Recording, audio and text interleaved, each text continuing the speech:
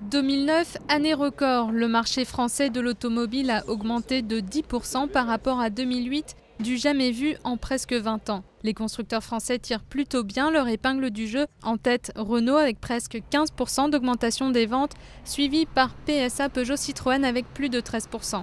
Un succès d'autant plus surprenant que la France a traversé une crise sans précédent l'année dernière. Ce qui a très bien fonctionné pour les voitures particulières, c'est un mélange de plusieurs facteurs. La prime à la casse de 1 000 €, le bonus de 700 €. Une voiture sur deux vendue en France a eu ce bonus de 700 € parce qu'elle émet moins de 120 grammes de CO2.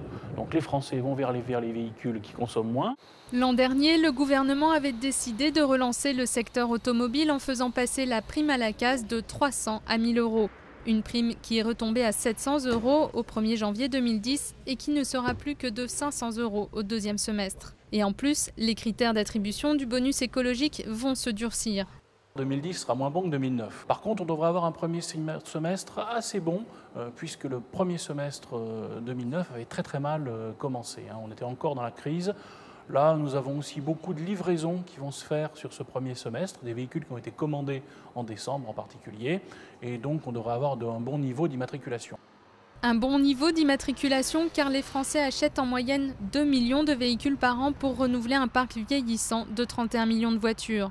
Pour maintenir l'élan, les constructeurs misent sur la commercialisation de nouveaux modèles à des prix encore plus attractifs.